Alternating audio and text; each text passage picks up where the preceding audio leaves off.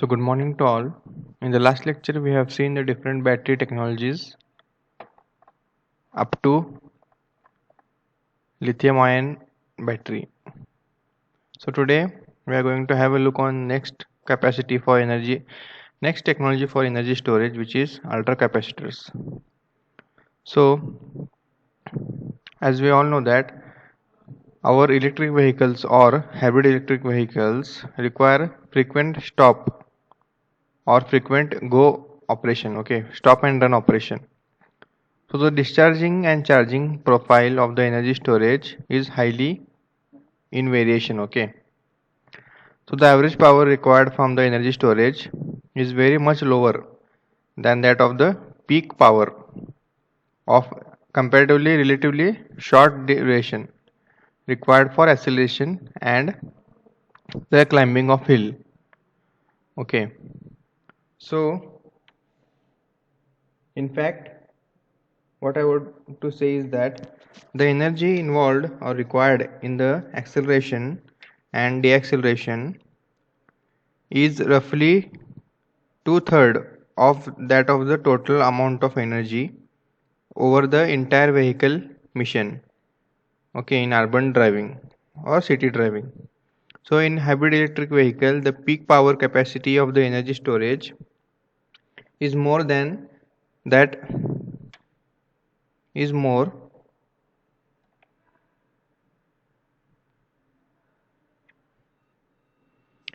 is more important than its energy capacity, and it also usually constrains its size reduction. So based upon current battery technology, battery design has to carry out the trade-off among the specific energy and specific power cycle and life cycle. Okay.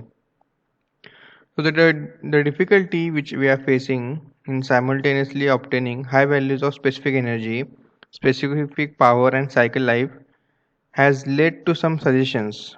Okay. That the suggestions are energy storage system of EV and HEV should be a hybridization of an energy source and a power source. So the energy source are mainly the batteries and fuel cells, which has high specific energy, whereas the power sources are having high specific power. So the power sources can be recharged from the energy source during less demanding driving or during regenerative braking. Okay. So the power source that have received wide attention nowadays is called as ultra capacitor. Okay. So we are using batteries or fuel cells for energy source. Okay. And power source as a power this ultra capacitor. Okay. Now features of ultra capacitor. So it has much higher specific power but very much low specific energy as compared to the chemical batteries. So it has a specific energy in the range of a few watt hour per kilogram. Okay, but its specific power can reach up to 3 kilowatt per kg, which is much higher than any type of battery. So because of low specific energy density and the depending property of voltage on the state of charge, so it is difficult to use ultra capacitors alone as an energy storage for electric vehicle and hybrid electric vehicle. Okay, so but there are a number of advantages that can result from using this ultra capacitor as an extra power source. Okay, so one application is so called battery and ultra capacitor hybrid energy storage system for electric vehicle and hybrid electric vehicle. Okay, so specific energy and specific power requirements can be decoupled, which will afford an opportunity to design a battery that is optimized for specific energy and cycle life with little attention or concentration being paid to the specific power. Okay, so due to the load leveling effect of the ultra capacitor, the high current discharging from the battery and the high current charging to the battery by regenerative braking is minimized, so that their available energy, endurance and life of the battery can be increased. Okay, so basic principles of ultra capacitor. You can see diagram here. So double layer capacitor technology is a major approach in achieving the ultra capacitor concept. Okay, double layers. So the basic principle of a double layer capacity is shown. Okay, you can see here. This is your basic principle of a typical electric double layer capacitor. Okay.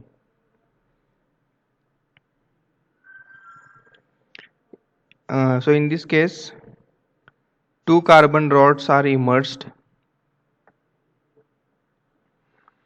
in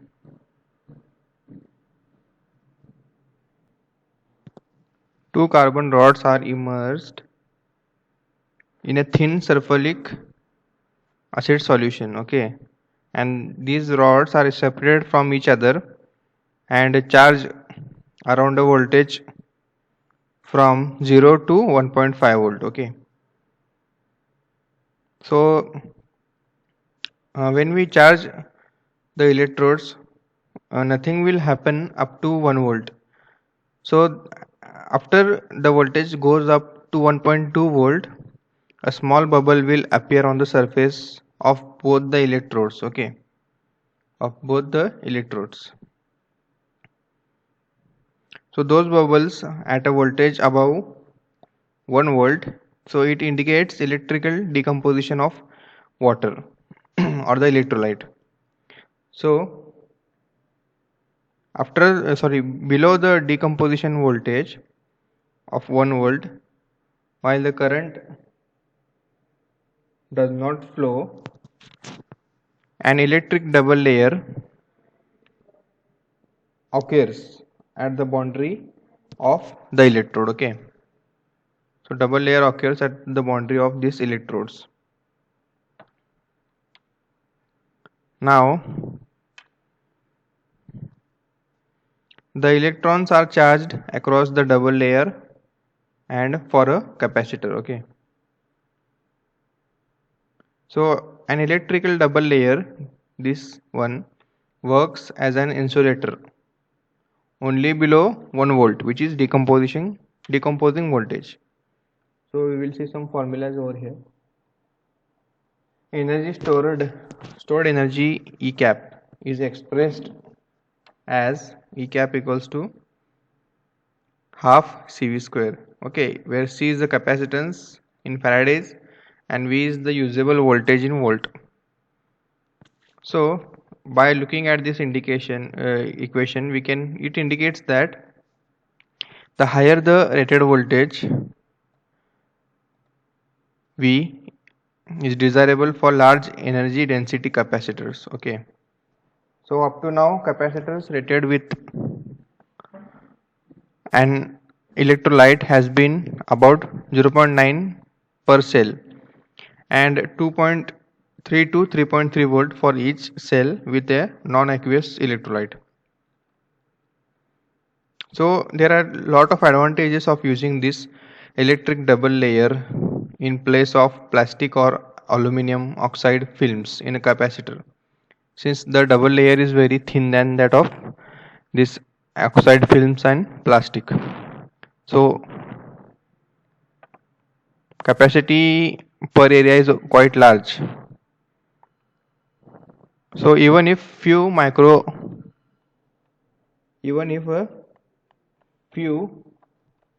microfarad per centimeter are obtainable, the energy density of the capacitor is not large when we use aluminum foil.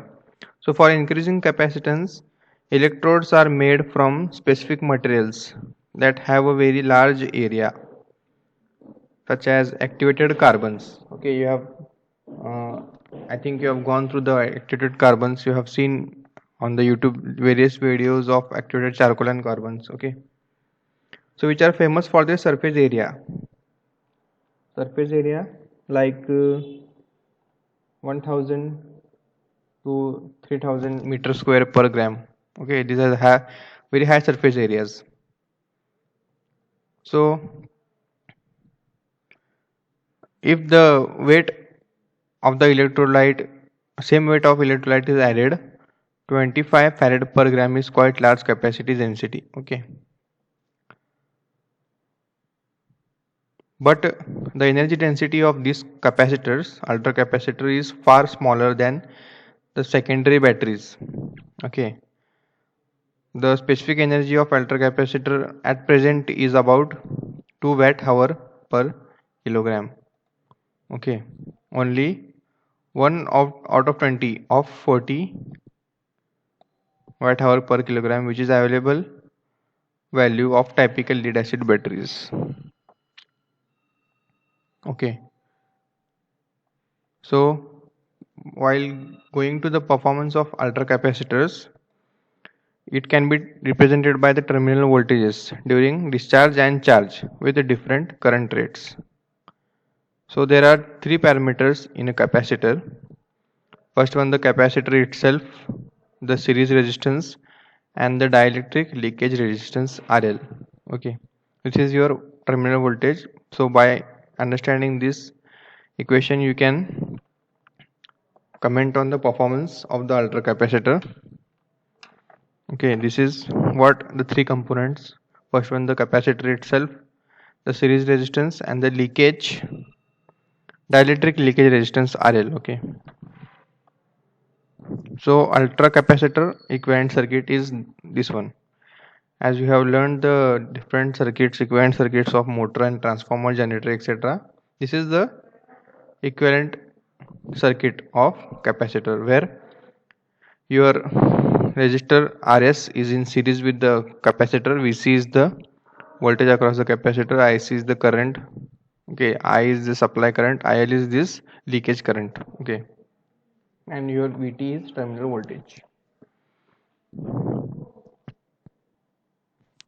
So technologies which are recent in the ultra capacitor according to the United States Department of Energy uh, are so United States Department of Energy has set some goals for the inclusion of ultra capacitors in electric vehicle and hybrid electric vehicle. So the near term specific energy and specific power should be better than 5 watt hour per kg and 5 watt per kg. So the specific energy should be watt hour per kg. Okay, better than 5 watt hour per kg, and the specific power should be better than 500 watt per kg. So also no, the advanced performance values should be over 15 watt hour per kg and 1600 watt per kg. Okay, so none of the available ultra capacitor can fully satisfy this goal given by the US Department of Energy, but some companies are actively engaged or they are working researching in the development of ultra capacitors for electric vehicle and electric hybrid vehicle applications. So Maxwell Technologies is working on bootstrap ultra capacitor cells.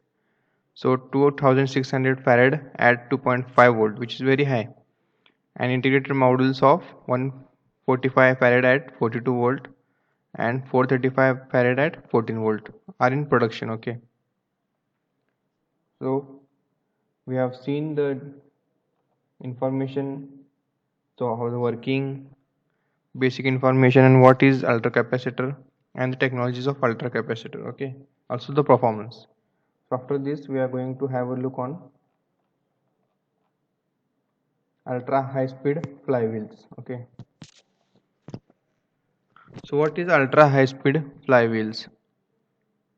So from the before 2 decades, the use of flywheels for electrical energy storing flywheels energy in mechanical form is not a new concept. Okay, it is before 25 years ago. So a company in Switzerland made the first passenger bus, which is single-handedly powered by a massive flywheel. Okay, so this flywheel, which is of weight 1500 kilogram, and it is operated at 3000 rpm, so was recharged by electricity at each bus stop. Okay, so the traditional flywheel is a massive steel rotor with hundreds of kilogram that spins in order that spins on the order of 10 hundreds or rpm.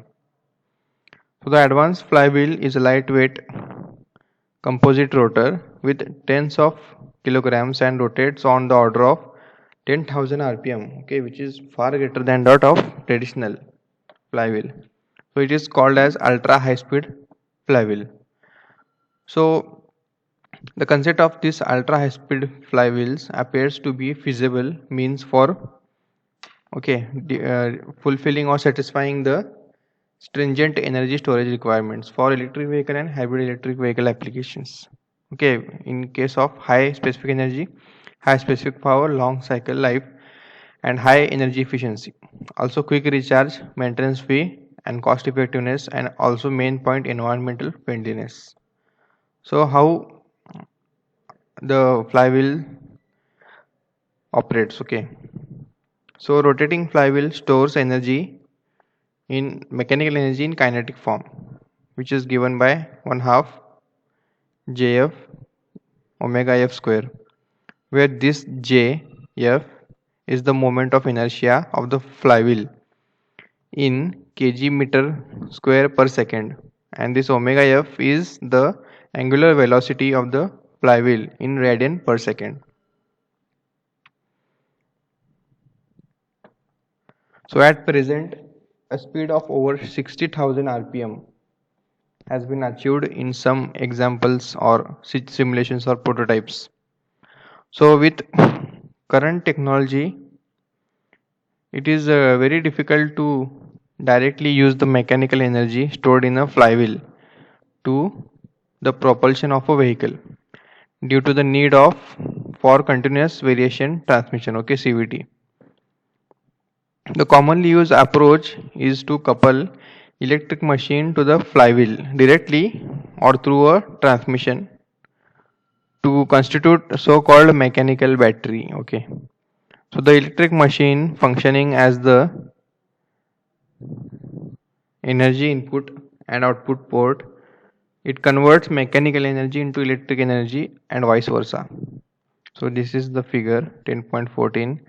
So basic structure of a typical flywheel system. Okay, mechanical battery. Flywheel is nothing but a basic mechanical battery which uses electrical battery for propulsion. So this is your flywheel. Okay, this is your axle. This is a housing. Okay, this is your electric machine. This total. This is stator. This is rotor, and these are the devices for power conversion. Okay, to run this motor. So it is coupled by some transmission. Mechanical flywheel and electrical battery machine is coupled through some transmission system. Okay. So geometry of a typical flywheel. Okay, this is how it looks. This is the front view and this is the side view.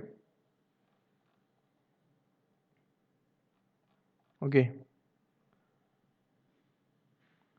So the power capacity of flywheel systems.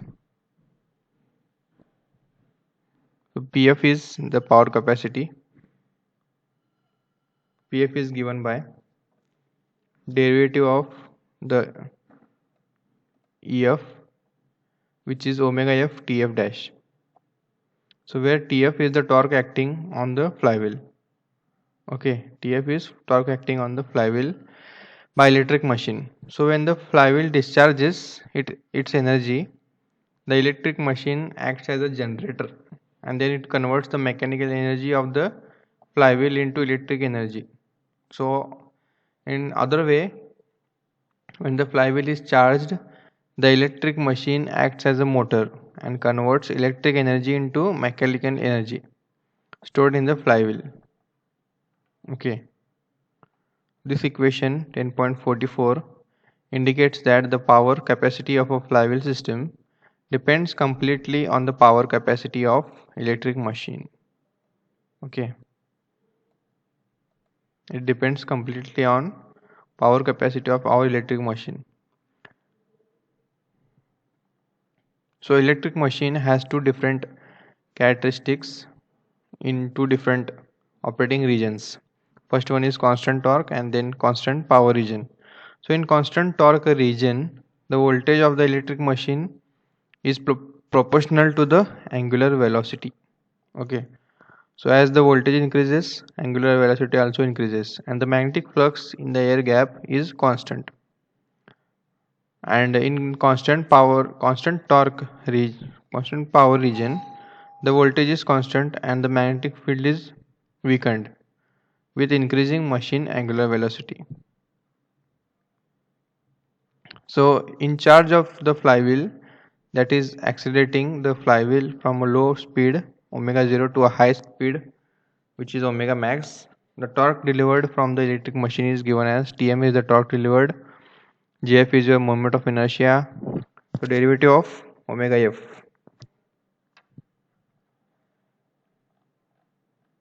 This is what the typical torque curve and voltage profile versus rotational speed. Okay, this is the so x-axis has angular velocity. So two different quantities are being measured with the angular velocity, torque and voltage.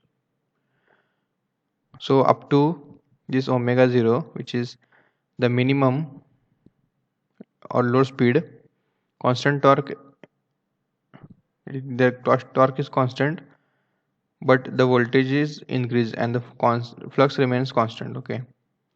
So after the medium speed is achieved, the power is constant voltage is there and field weakens. Okay. After after this it remains constant. So different flywheel technologies are here. So we have seen the operation of a flywheel, how it works for constant torque, constant voltage, constant flux, etc. So this is about the energy storage and the advancements in energy storage. So we have seen different types of batteries, then we have seen the ultra capacitors, and then we have seen the flywheel technologies. Okay. So this is for today's lecture. To watch this video, if you have any doubt, you can ask me, and do refer this book. I've uploaded this book in the Teams. Okay. So till then, take care and have a nice day.